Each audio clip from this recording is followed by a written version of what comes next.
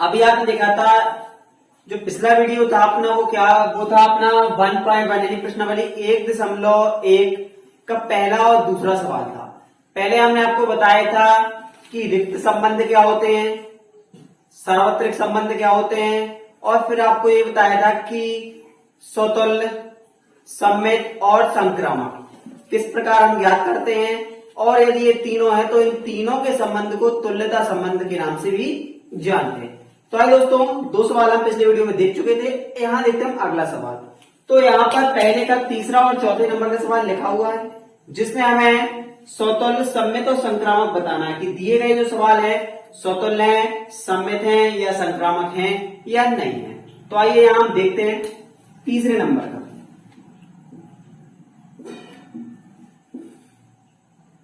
तीसरे नंबर का दिया गया है एक क्या है, समुच्चय है। एक समुच्चय है 1 2 3 4 5 6, जिसमें आर क्या है, एक संबंध है एक्स वाई, वाई भाज्य है एक्स से। दोस्तों ये क्या है, एक समुच्चय दिया गया है जहां क्या है, जो एक्स वाई के जो मान है वो अवयव काय के हैं, एक है। एक्स वाई के जो अवयव है वो काय का अवयव है, एक अवयव है। और ये एक संबंध है, एक्स वाई एक संबंध है जिसमें वाई भाज्य है एक्स से, वाई भाज्य है एक्स से। मतलब प्रत्येक परिस्थिति में एक्स का भाग वाई में चला जाता है। एक्स वाई भाज्य है एक्स से, वाई भाज्य है किससे, एक्स से। मतलब अगर हम एक्स का भाग वाई में देते हैं तो वाई पूरे तरीके से कट जाता है। वाई भाज्य है एक्स से, मतलब होता है कि एक्स का भाग देने पर वाई पूर्णतः विभाजित हो जाता है। तो यहां पर हमें ऐसे मान लेना, तो संबंध अगर आर निकाले यहां से, तो यहां हम इस चाहे तो पहले समझने के लिए इस तरीके से दो बना लें। एक मान लो एक्स के मान है, दूसरे वाई के मान है, आर इनके बीच संबंध है। अब यहां अगर हम समझें तो यहां देखिए जो वाई है, वाई भाज्य है एक्स से, वाई भाज्य है एक्स से, यानी वाई में एक्स का भाग चला जाता है। जैसे हमने देखा एक एक्स का एक लिया तो वाई में एक का भाग चला जाता है। क्या है वाई में, अगर एक्स में हम एक लेते हैं तो वाई में भी कितना आएगा, एक आएगा, एक का भाग चला जाएगा। एक अगर हम एक्स में लेते हैं तो वाई का भाग किसमें, 2 में भी चला जाएगा, 3 में भी चला जाएगा, 4 में भी चला जाएगा, 5 में चला जाएगा, 6 में। यानी जो एक्स का अगर एक लेते हैं तो जो वाई के सभी में भाग चला जाएगा। कितना, 2 में भी चला जाएगा, 3 में भी, 4 में भी, 5 में भी, 6 में भी, सब में भाग चला जाएगा एक का भाग। फिर हम यहां पर मान लो 2 का मान लें, एक्स का मान हम 2 ले लें, बना लेते हैं ब्रैकेट, ठीक है। एक्स का मान अगर हम 2 ले लेते हैं, उसका मान 2 का भाग किसमें, 2 में चला जाता है, 2 एकम 2, 2 का भाग 4 में भी चला जाता है, 2 दूनी 4, 2 का भाग 6 में भी चला जाता है, 2 तिया 6। फिर अगर यहां 3 लेते हैं तो 3 का भाग 3 में भी चला जाता है, 3 एकम 3, 3 का भाग 4 में नहीं जाता है, 3 दूनी 6, 6 में भी चला जाता है। फिर यहां अगर हम 4 लेते हैं तो 4 का भाग 4 में चला जाता है, 4 एकम 4, 4 का भाग 5 में भी नहीं जाता है, 6 में भी नहीं जाता है।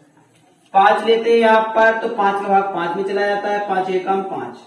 और जब हम 6 लेते हैं तो 6 का भाग 6 में चला जाता है, 6 एकम 6। यानी इस तरीके से हम मान लेते तो भाग चलाता। जैसे हमने यहाँ देखे, हमने एक लिया था, यहाँ एक्स का एक लिया था तो वाई के एक में भाग चला गया, एक्स के एक का वाई के 2 में भाग चला गया, एक्स के एक का वाई के 3 में भाग चला गया, एक्स के एक का वाई के 4 में भाग चला गया, एक्स के एक का वाई के 5 में भाग चला गया, एक्स के एक का वाई का 6 में भाग चला गया,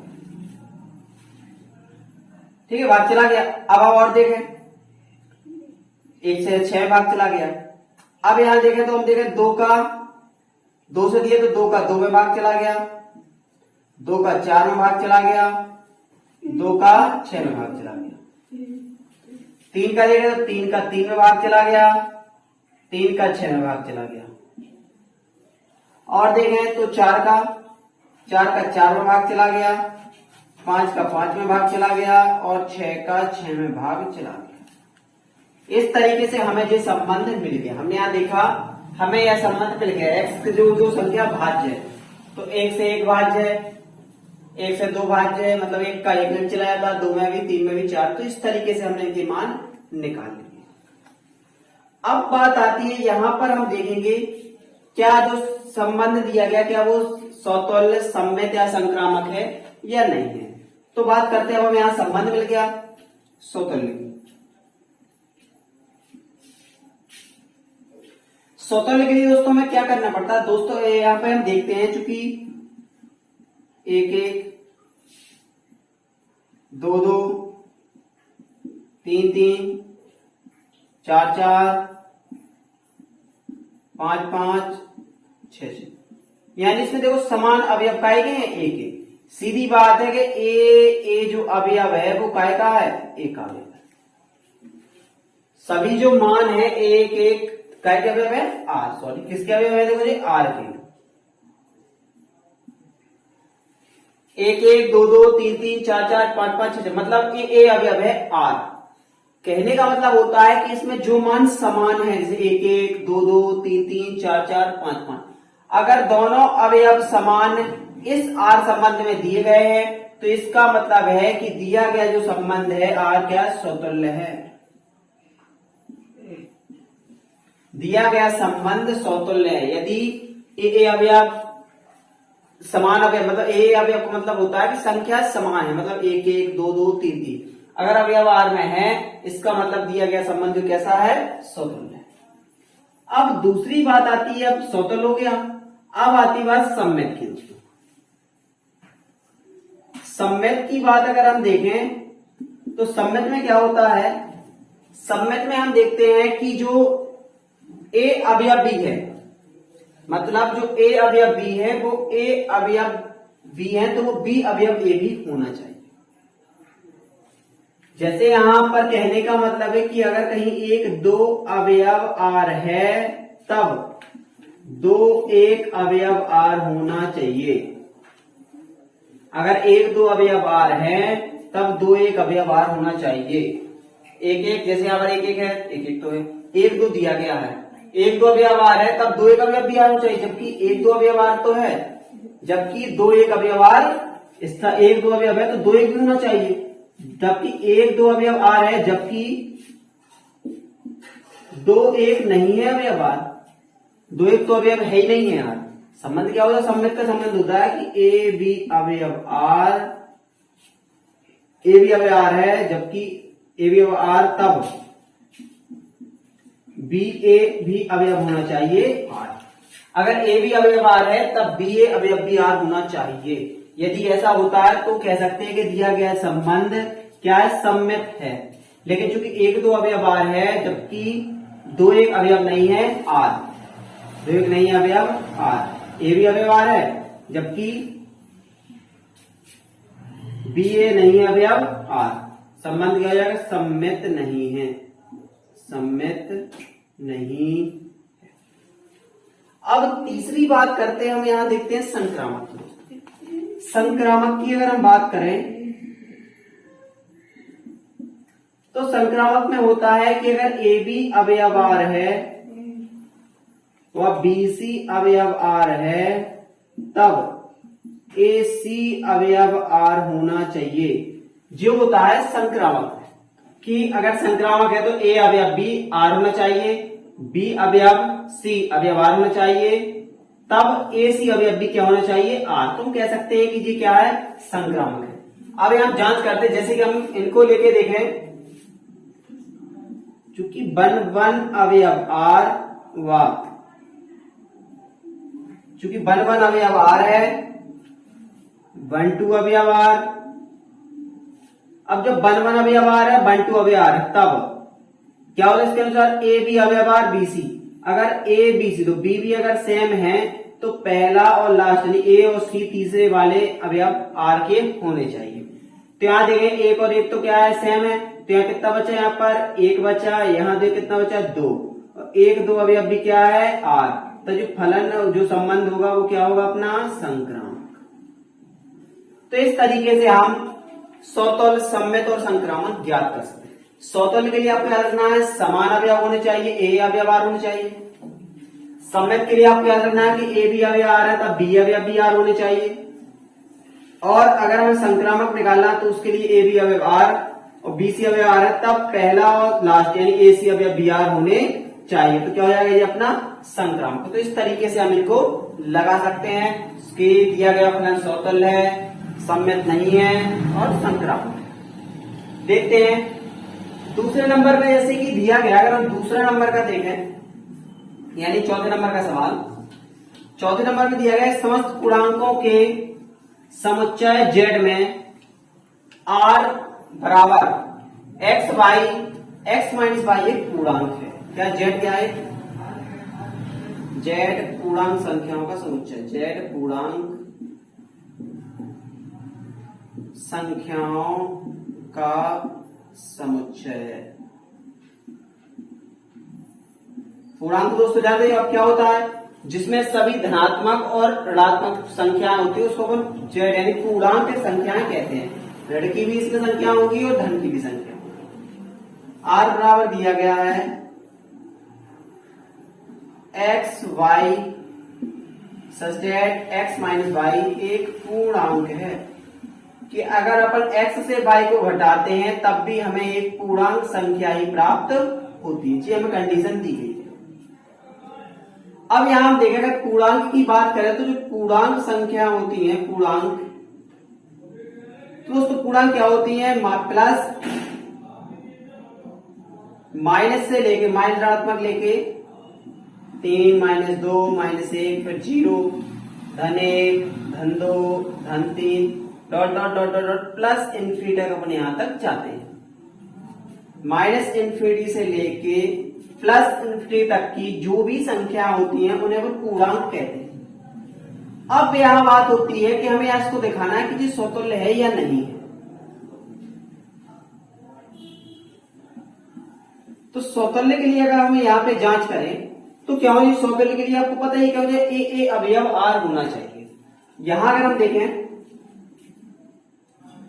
एक्स माइनस वाई क्या पूर्णांक, एक्स माइनस वाई एक पूर्णांक है, पूर्णांक है यानी कहने का मतलब है कि एक्स और वाई जो है वो अवयव हैं जेड। तो अगर हम यहां पर देखें अगर एक्स एक्स रख दें हम समान अवयव हो जाए तो एक्स माइनस एक्स बराबर कितना आ गया? 0। अगर यहां पर हम एक्स भी मान लें तो एक्स माइनस एक्स क्या होगा? 0। 0 भी क्या है? एक पूर्णांक। 0 भी क्या है? एक पूर्णांक। 0 भी क्या है? एक पूर्णांक है। लिख सकते हैं अतः एक्स एक्स अवयव आर। संबंध कैसा है? संबंध समतुल्य है। यहां देखा हमने कि एक्स वाई एक पूर्णांक है और जो एक्स वाई है वो अवयव काय के है, वो जेड के अवयव है। अब यहां पर अगर हम मान रखें तो एक्स माइनस एक्स कुछ भी लेना, क्योंकि पूर्णांक की बात हो रही है यहां पर, क्या है? पूर्णांक है। तो एक्स और वाई के मान हमें पूर्णांक में ही मानना है और आंसर भी पूर्णांक में मिलना चाहिए। तो यहां पर एक बार ऐसा होगा कि एक्स का मान हम 1 लेंगे, वाई का मान 1 लेंगे तो 1 माइनस 1 0। एक बार एक्स का मान 2 लेंगे, वाई का मान 2 लेंगे तो 2 माइनस 2 0। यानी अगर एक्स माइनस एक्स समान मान लेंगे तो इनका आंसर आएगा 0। 0 क्या है? पूर्णांक, इसलिए एक्स एक्स क्या हो जाएगा? समतुल्य। दूसरी बात होती है सममित की। अब अगर यहां हम सममित की बात करें तो सममित क्या है? एक्स माइनस वाई एक पूर्णांक।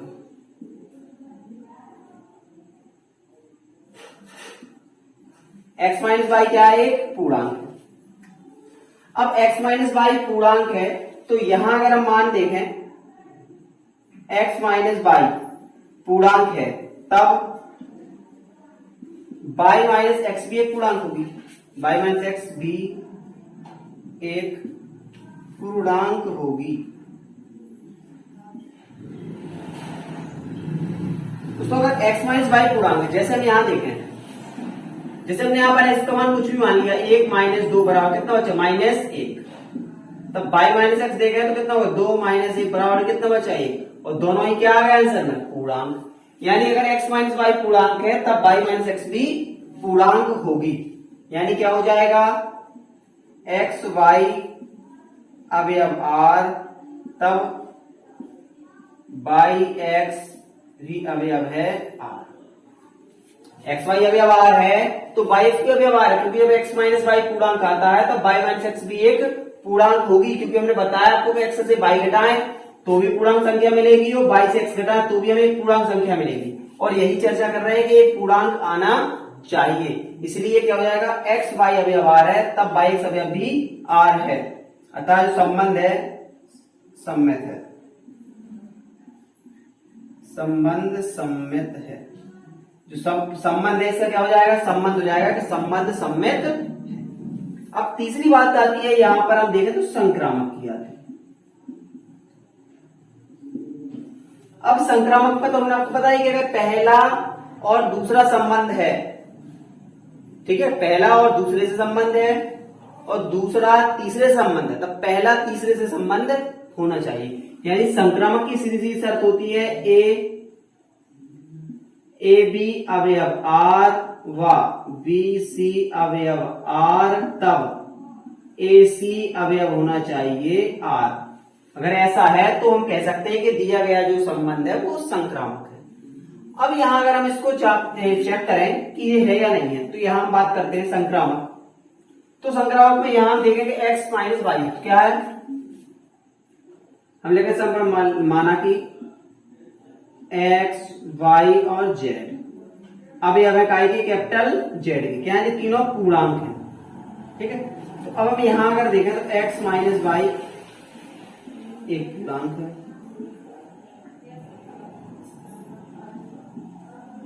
व y माइनस z एक पूर्णांक है,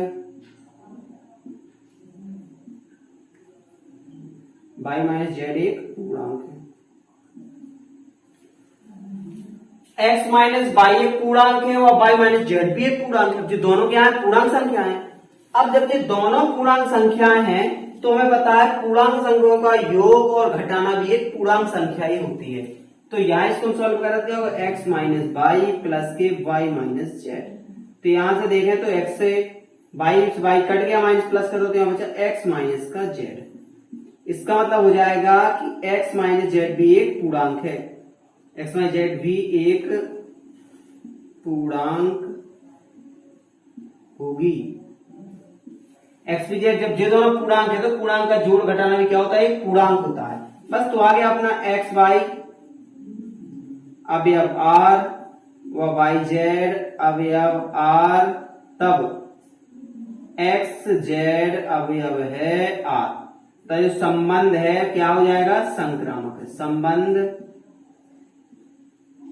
संक्रामक है और जो हो जाएगा अपना आंसर। तो इस तरीके से हम दिए गए सवालों में स्वतुल्य, सम्मित और संक्रामक निकाल सकते हैं, कोई ज्यादा कठिन नहीं है।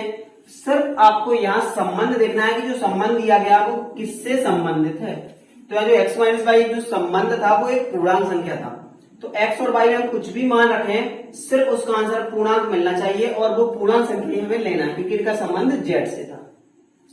तो इस तरीके से हम स्वतुल्य, सम्मित और संक्रामक दिखा सकते हैं। अब हम आपको बताते हैं इसके अगले, जैसे चौथे तक देखे, अब देखते हैं इसके 5वें नंबर के सवाल, 5वें नंबर का, जिसमें कि 5 दिए गए हैं सवाल। किसी विशेष समय पर किसी नगर के निवासियों के समुच्चय में निम्न के संबंध है, जो किसी गांव के रहने वाले लोग हैं जो इसमें संबंध दिया गया है, तो हमें इसमें बताना कि ये स्वतुल्य, सम्मित या संक्रामक है या नहीं है। तो देखिए दोस्तों बहुत ही सरल है। आर बराबर जो है, आर क्या है, एक्स वाई है, एक्स वाई क्या है, एक्स तथा वाई एक ही स्थान पर कार्य करते हैं, एक ही स्थान पर कार्य करते हैं।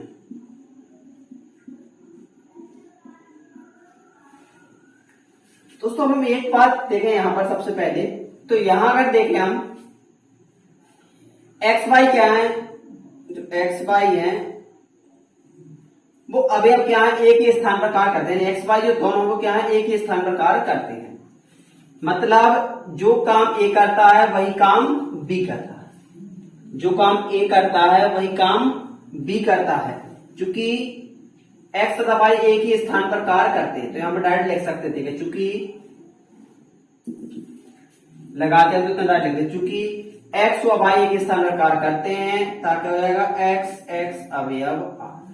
जब एक ही स्थान पर कार्य करते हैं मतलब जितना काम एक्स करता है उतना ही काम वाई करता होगा, क्योंकि दोनों एक ही स्थान पर काम करते हैं। जब एक स्थान में काम करते हो तो दोनों का काम करने का क्या होगा, एक ही होगा। तो चाहे पहला काम करे चाहे दूसरा काम करे, काम वही होगा। तो क्या होगा, x अवयव हो जाएगा r, यानी क्या है, समतुल्य है। समतुल्य क्योंकि x y एक ही स्थान में कार्य करते हैं। दूसरा देखें,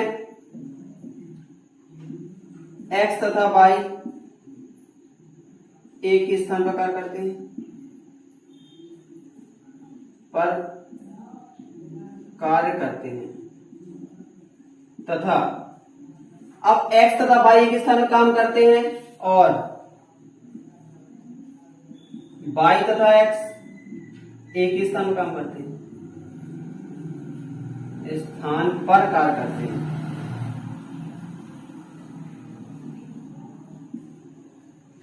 कहने का मतलब है अगर x y एक स्थान पे काम करते तो हम कह सकते हैं y x भी एक स्थान पे काम करते हैं, यानी x y अवयव है r, तब y x भी अवयव है r। और अगर ऐसा है तो दिया गया संबंध कैसा है, सम्मित है। बिल्कुल सरल है। y एक स्थान पे कार्य करते हैं, y x एक स्थान पे काम करते हैं, x y एक स्थान पे काम करते हैं, तो y x भी एक ही स्थान पे काम करते हैं। तो x y अव्यवहार हो गए तो y x भी अव्यवहार होगा, इसलिए दिया गया संबंध सम्मित है। तीसरी बात आती है संक्रामक की। माना कि x y z, x y ऐसा माना कि x y व z एक ही स्थान पर कार्य करते हैं, एक ही स्थान पर कार्य करते हैं। एक्स वाई जेड क्या है, एक ही स्थान में काम करते हैं, तो क्या होगा, देखो एक्स व वाई एक स्थान में कार्य करते हैं,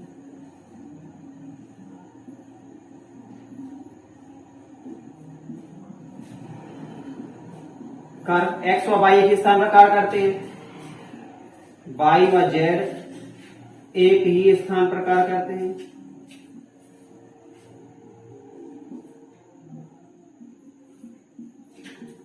अब जब x और y एक स्थान पे काम करते हैं, y और z स्थान पे काम करते हैं, यानी x y अवयव है, x अवयव r है, y z अवयव r है, तब x z अवयव r, यानी x व z भी एक ही स्थान पर कार्य करेंगे।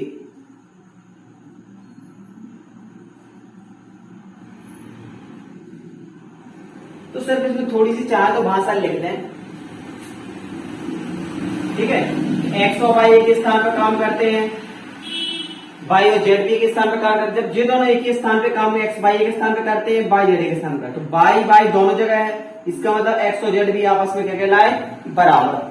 और जब मतलब एक्स जेड भी अव्यवहार है, यानी एक्स और जेड भी एक स्थान पर कार्य करेंगे। और जो अगर ऐसा आ जाता है तो इसको लिख सकते हैं कि संबंध कैसा है, संक्रामक है, और ये कहलाएगा आंसर। तो इस तरीके से हम दिए गए सवालों को लगा सकते हैं, चाहे ऐसा दूसरा हो, चाहे तीसरा हो, चौथा हो या पांचवा हो। तो यहां देखा जैसे एक्स और वाई एक ही मोहल्ले में रहते हैं, बिल्कुल इसी प्रकार का सवाल। एक्स तथा वाई एक ही मोहल्ले में रहते हैं, मतलब एक्स एक्स अवयव आर, क्योंकि एक ही मोहल्ले में रहते हैं, मतलब चाहे पहले एक्स जाए चाहे वाई जाए, मतलब अगर एक ही मोहल्ले रहते मतलब एक्स तो उसमें रहता ही है, तो एक्स एक्स अवयव क्या हो जाएगा, आर, स्वतंत्र। अब जब एक्स रहता है वाई के मोहल्ले में, एक्स रहता है वाई के मोहल्ले में, तो वाई रहता है एक्स के मोहल्ले, बात गई है ना। हम दोनों बगल बगल में रहते हैं, तो चाहे कोई दूसरा व्यक्ति कह दे कि हम उनके बगल में रहते हैं, और चाहे हम कह दें कि वे हमारे बगल में रहते हैं, बात तो वही हो गई ना, रहे तो एक ही जगह पे। तो इसका मतलब है एक्स और वाई क्या है, एक ही मोहल्ले, एक्स और वाई मोहल्ले में रहते हैं, और वाई और एक्स भी एक ही मोहल्ले में रहेंगे, यानी एक्स वाई अवयव आर तब वाई एक्स अवयव आर, दिया गया संबंध सम्मित होगा। फिर बात आती है जेड की। इसी तरीके जेड मान लेंगे, माना कि एक्स वाई और जेड एक ही मोहल्ले में रहते हैं, तब एक्स वाई एक मोहल्ले में रहते हैं, वाई जेड एक मोहल्ले में रहते हैं, यानी एक्स जेड भी उसी मोहल्ले में रहेंगे, इसलिए क्या हो जाएगा जी, संक्रामक। तो इसी तरीके से आपको इसको भी संक्रामक लगा लेना। तीसरे की बात आती है एक्स वाई से ठीक 7 मीटर लंबा है। अब जब एक्स वाई से ठीक 7 मीटर लंबा है, तो क्या ये इसके बराबर हो सकता है? नहीं हो सकता। तो उन्होंने कह दिया एक्स वाई से ठीक 7 सेंटीमीटर लंबा है। अब एक्स जो है वो वाई से 7 सेंटीमीटर लंबा है। अब यहाँ तो वाई प्लस 7 है, यहाँ अकेला एक्स है, तो क्या ये दोनों बराबर हो सकते हैं? नहीं हो सकते। इसका मतलब समतुल्य नहीं होगा। सबसे पहला हो गया। दूसरा, अब अगर बाई एक्स जो है बाई से लंबा है तो क्या बाई एक्स से लंबा हो सकता है? नहीं हो सकता। अगर एक व्यक्ति लंबा है तो दूसरा व्यक्ति हमेशा उसके विपरीत छोटा होगा। अगर हम कहते हैं कि कोई 10 साल का है और अपने भाई अगर हम कहते हैं कि एक 10 साल का है, एक 17 साल का है, तो अगर एक 7 साल बड़ा है तो एक 7 साल क्या होगा? छोटा होगा, ना कि बराबर होगा। तो यहां अगर एक 7 साल बड़ा है तो नहीं कह सकते हैं कि एक्स जो है बाई 7 साल बड़ा है, तब बाई एक्स से 7 साल बड़ा नहीं कह सकते। तो हम करेंगे बाई एक्स से 7 साल छोटा है। तो इसका मतलब एक्स वाई अव्यवहार है, लेकिन बाई एक्स अव्यवहार नहीं, क्योंकि उसमें तो बड़ा ही चाहिए, सम्मित नहीं होगा। संक्रामक बात आती है जब एक व्यक्ति दूसरे 7 सेंटीमीटर लंबा है तो तीसरे व्यक्ति की तो कोई चर्चा ही नहीं है। जब एक व्यक्ति दूसरे व्यक्ति 7 सेंटीमीटर लंबा है तब तीसरा व्यक्ति तो की लंबाई से कोई फर्क नहीं पड़ता, क्योंकि ये दोनों ही अलग अलग हैं, तो ये संक्रामक भी नहीं होगा। डी नंबर पे देखें, एक्स वाई की पत्नी है। अब एक्स जब वाई की पत्नी है तो क्या दोनों बराबर हो सकते हैं? नहीं हो सकते, क्योंकि एक पति होगा और एक पत्नी होगी। तो वो ऐसा नहीं मान सकते पति मान लेंगे नहीं मैं ही पत्नी हूं, ऐसा नहीं हो सकता। तो इसका मतलब एक्स एक्स अवयव आर नहीं होगा, तो ये समतुल्य नहीं होगा। अब जब एक्स वाई की पत्नी है तो वाई एक्स की पत्नी नहीं हो सकती है। अगर एक्स वाई की पत्नी है तो वाई एक्स का पति होगा, जबकि हमें तो चाहिए कि पत्नी होनी चाहिए। तो एक्स वाई अवयव आर है, लेकिन वाई एक्स अवयव नहीं है आर, अतः ये क्या होगा? सम्मित भी नहीं होगा। अब पति पत्नी के बीच में कोई तीसरे के आने की तो शर्त है ही नहीं, क्योंकि सिर्फ दो ही होते, पति और पत्नी की बात हो रही। एक्स वाई की पत्नी है तो एक्स जब वाई की पत्नी है तो वो किसी और की पत्नी नहीं हो सकती, कोई भी एक औरत हो एक ही की पत्नी हो सकती है। तो वाई एक्स जो है वो वाई की पत्नी है, यानी जेड का तीसरे से यहां कोई संबंध नहीं है, तो संक्रामक नहीं होगा। अब पांचवी बात आती है एक्स वाई के पिता है। एक्स जो है वाई के पिता है। अब हम कहें एक्स वाई के पिता है तो हम कहते हैं क्या एक्स खुद बेटा हो सकता है? एक बेटा होगा एक पिता होगा, तो एक्स वाई के पिता मतलब एक्स है पिता वाई है बेटा, तो एक्स पिता है बेटा नहीं बन सकता, हम कहते हैं एक्स एक्स हो जाता, नहीं हो सकता, क्योंकि एक्स पिता है तो वो पिता ही रहेंगे। वाई बेटा है तो बेटा ही रहेंगे, यानी एक्स एक्स अवयव आर नहीं होगा, इसलिए समतुल्य नहीं है। अब बात आती है सम्मित की। तो जब एक्स वाई के पिता हैं तो वाई एक्स के पिता नहीं हो सकते, वाई एक्स का होगा बेटा। एक तरफ से अगर पिता का संबंध होगा तो दूसरे तरफ से बेटे का संबंध होगा, ना कि पिता का संबंध होगा। तो ये भी एक्स वाई अवयव आर, जबकि बराबर नहीं होगा वाई एक्स अवयव आर के, इसलिए ये सम्मित भी नहीं। अब तीसरी आती है, तो जब दो व्यक्ति हैं, पिता पुत्र की बात हो रही, तो इसके बीच में किसी तीसरा व्यक्ति इन्वॉल्व नहीं हो सकता, क्योंकि यहाँ पर जो पिता और पुत्र की बात चल रही है, तो पिता पुत्र के बीच में कोई तीसरे का संबंध नहीं आ सकता है, इसीलिए संक्रामक भी नहीं होगा। और इस तरीके से इन पांचों दिए गए सवालों को हम सम्मित, समतुल्य, सम्मित और संक्रामक बता